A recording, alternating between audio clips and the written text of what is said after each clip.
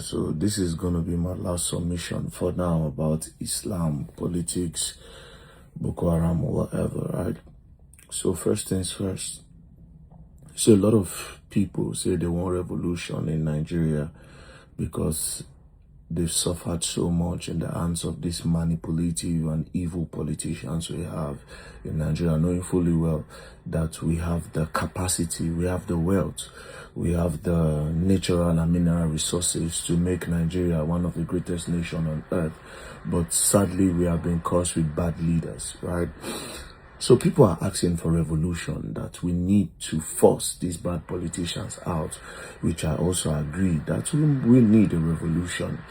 But if you want to know how demonic these people are, let me just break it down for you, right? Because of the population of the North, if a revolution, if they are not in on the revolution, it is going to be difficult, right? So let's say this revolution that we want, the Igbos are always prepared for the revolution. Some part of the Yorubas are prepared for the revolution. South, a lot of them are prepared, but for some reason, this bad government has infiltrated them. You know, they've taken over Edo states, they've taken over Delta states, Wike at Port Harcourt. So they've held it down. But that is for the political class. The youths of the Niger Delta region are 100% interested in the revolution of Nigeria to change the government. But there's one place that is a problem, and it is the North, right? So if we march, say the Eastern youth, they march, the Niger Delta youth march, the Western youth, they march, and we are coming from this side. Do you know what the politicians will do to scatter everything? Very easy. They'll pull out the religious card. How? They'll go to the North and tell them that you see these youths that are chanting revolution, that they want to change the government. They don't want to change the government. They want to chase Islam away. They want to chase the Muslim away. So if you people don't fight against them now, they are coming for your religion. That's all it takes. The youth will start fighting the youth. The Northern youth will start fighting the youth. The Hausa youth that are Muslims will start fighting the other youth. Do you understand? I want you people to think about this deep. Do you understand? What am I trying to say? The politicians have deliberately, it's a deliberate step to make sure the Arewas and the Northern youth, they don't gain education. They have made sure that the Northern youth don't get good access to opportunities that can secure them wealth. Other than education, they've made sure that they don't create infrastructure and a structure that can put reasonable amount of money in their pocket every day or monthly. It's deliberate. You know why they did it? So they can control them. There's a reason why the government have allowed Boko Haram to keep bombing to keep bombing the northern states in Nigeria. There's a reason why the government have allowed Boko Haram to be raping the Muslim women.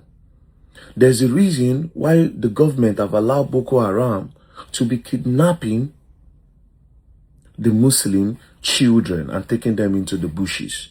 There is a very big reason for that. And the reason is religious control. You have to sit down, look at the whole problem of Nigeria before you can even... It's not every time you talk and criticize. These things are deliberate. The politicians keep the North the way the North is as a backup, as a defense system. Do you want to understand how? Let me still go further to break it. Tomorrow, let's say one person arose or arise and start campaigning And maybe the West, South, and the Niger Delta region love that person. Sorry, the West, East, and the South love that person so much. And they start campaigning for that person. There's one place that the person will not get a campaign, especially if the person is a Christian.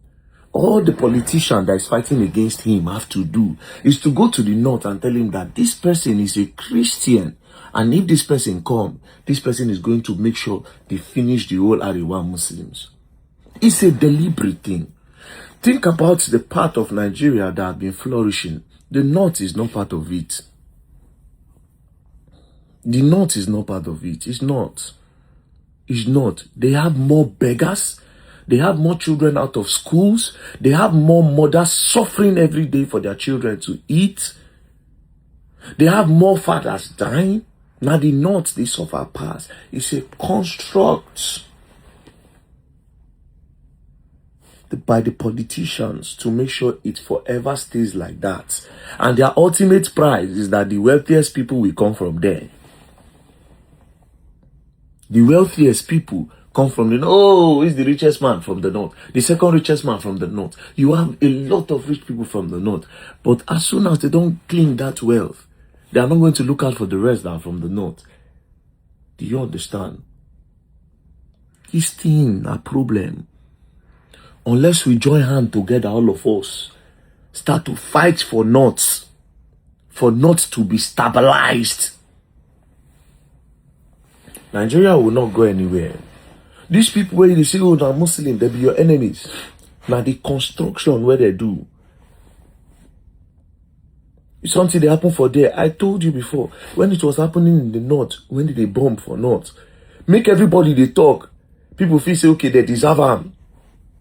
After all, maybe because you feel like, because Boko Haram and this other insurgency group, they speak Hausa, means all of them, all the Hausa speakers for Nigeria, they be Boko Haram and they be bandits. But I've told you this thing, and I will keep on ringing this thing to your ears. That's all this thing. Politics is playing a very big role. And this politics is disguising as fighting for Islam. Do you understand? Sit down, check the states in the north. They have all been destabilized. And like this now, they go creep. Because one thing about ideas they change. Ideas they change. The blueprints, they don't scatter north. Ideas still don't change now. They don't enter another place. They are coming for everybody now. Fight that the northern youth will be educated. Fight that the children would be educated. They should get easy access to education. Fight that companies, infrastructures, fight that there must be a port in northern states that will make things cheap for them there. Fight that the minimum wage in north will go up. They went to go and bring me, I'm a very scattered person. They say, my mother will say, you're too dirty. Every time your room did dirty. I believe I'm scattered because when I come out, I spray nice, I look nice, I make sure I bath clean. You know, my teeth are white because I take care of them very well. Natural, no be veneers, right? I get person where they help me clean my house. They clean my room especially. If you know clean the house, no problem because I get sisters. But that particular girl, I say clean my room. When they brought this girl for me, now Arewa girl, now it will interest you to know that unconsciously they don't register them say na Arewa children na ain't good. Arewa girls na they're good for house help. Unconsciously, especially for Abuja. If you find cleaner now, they'll go carry one girl from north come give you. Do you understand? Because of how the politicians have made it to be. But let's come back again. So they brought this girl to me. Do you understand? When they brought this girl to me, very nice girl, you know. How much I go pay the girl? I paid the girl 80,000. They para for me. I swear to God, they say I won't spoil the work of cleaners.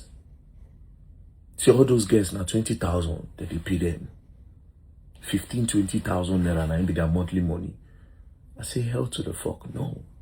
I will not pay that. Okay, even if I say everywhere bad, no worry, 50,000 they okay for the girl. But still on still, I don't pay the girl. So I don't pay the girl 2 times in a month before. And at 70,000 I can go. They don't believe that the Arewas, they don't believe that the Hausa speakers deserve a good life. This is a problem. When I not go understand. Meanwhile, the people before me, their own understanding is that, oh, the Muslims, they want to do this, they want to do that. A lot of them believe that. But me, I don't sit down now, I don't calculate. I might be wrong. They might be right. But based on my own calculation now, there is a problem. And why this problem has not ended in a long while, it is because they need the Christians to fight the Muslims. They need the Igbos to see the Hausas as enemy. They need the Yorubas to see the Hausas as enemy. They need the Niger Delta to see the Hausas as enemy. They need every other ethnic group to see the Hausas as enemies. But only when they need to do menial jobs and hard labors, that's when they believe that the Hausa man is honest. If you want person to go clear your farm, you believe say the Hausa man feed one, say they're strong. If you want somebody who want to do better business with, you go say, outside they don't tell you a lie, they no feel lie for you. If you go to the market, you want to go and buy tomato, you believe say the Hausa man be the best. If you want to go buy onions, you believe say the Hausa man be the best. If you want to buy pepper, you believe say the Hausa man be the best. If you want to buy rice, if you want to buy food stuff, if Hausa man they sell and you believe say na you won't go cheap pass.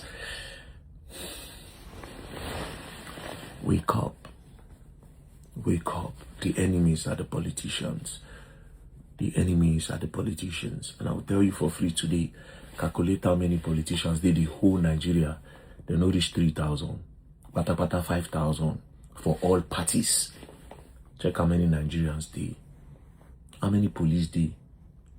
How many police did for the whole Nigeria? Pata 500,000. How many military did? Pata 300,000. All of them put together 1.something million.